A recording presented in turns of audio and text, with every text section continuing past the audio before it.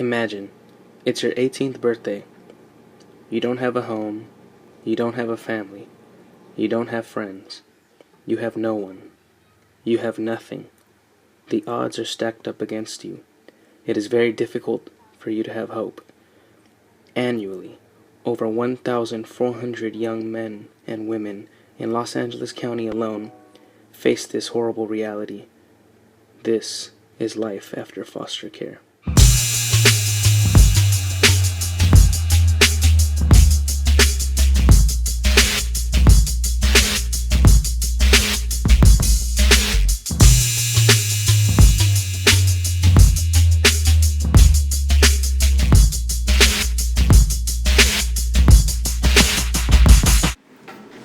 Good evening. My name is Diane Johnson. I graduated from Princeton with a degree in social services, and now I'm a head journalist at CNN. And today we're going to investigate the foster care to prison pipeline. Hi Mauricio, thank you for sitting down with us. So, how old are you right now? I'm 20 years old.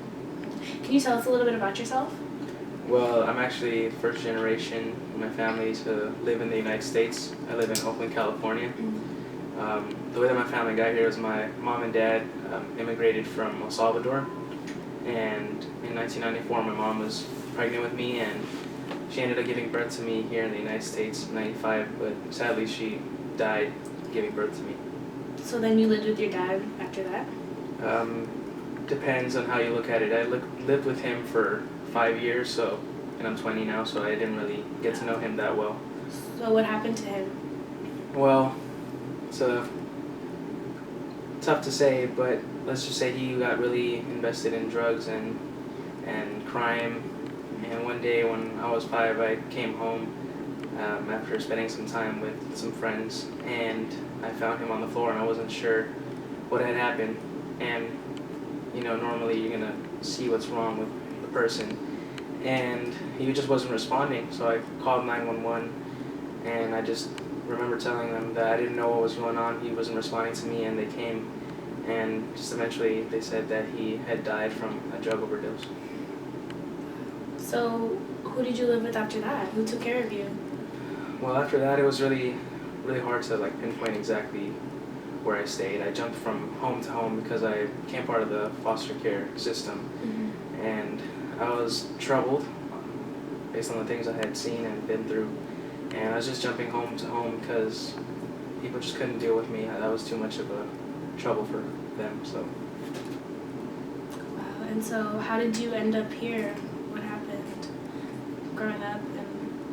Well, like I said, I had a rough past, and I got kicked out of schools for misbehaving, disrupting classrooms, and then these little offenses started building up and becoming more serious things, and I started selling drugs because there was no other way for me to take care of myself really, and no one was there to tell me what I was doing was wrong. And I was caught at school with an ounce of marijuana, and they had me kicked out of the school. And so what was the offense that got you to jail? What were you convicted of? Well, I'd rather not talk about that. I went through a lot during that point in my life, and the dust settled, so I'm just gonna leave it like that and just rather not touch it again. So can you tell us what happened to you in the different foster homes? Well, a lot of things happened to me. Before it was difficult for me to talk about it, but I feel that since time has passed, now I can talk more about it. But the first home I lived in was in an area nearby. I lived in San Francisco, and I only lived there for 2 years because the foster father that I was living with was very abusive. He was an alcoholic and would beat me from time to time. So, I didn't know what to do at first, but eventually I reported it, and they had me leave that home immediately. And so how did you feel like school affected you? Did you get support from school, or how did that work? I feel like school didn't support me. I really wanted to voice my opinions or just tell my story, but it was really difficult.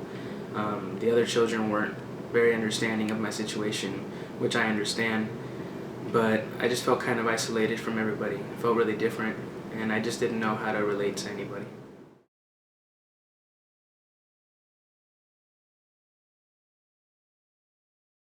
How was his attendance? How was he as a student?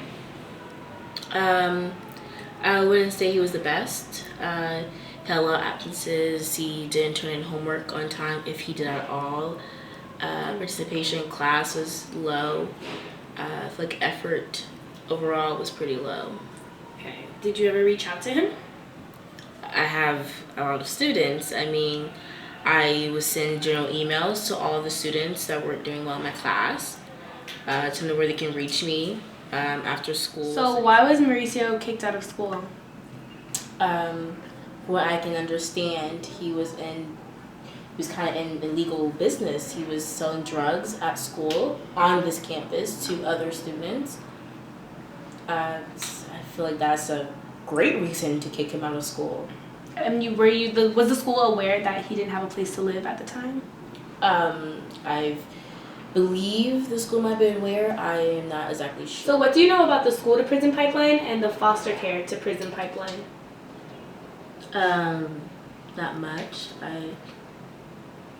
If you're not doing well in school, probably what you can do for some illegal business, what might lead you to prison. I don't really see how that applies to me. I'm just a geometry teacher. I don't really know how that will apply to me. So you don't think you're a part of the system? This particular system you're talking about? No, I do not.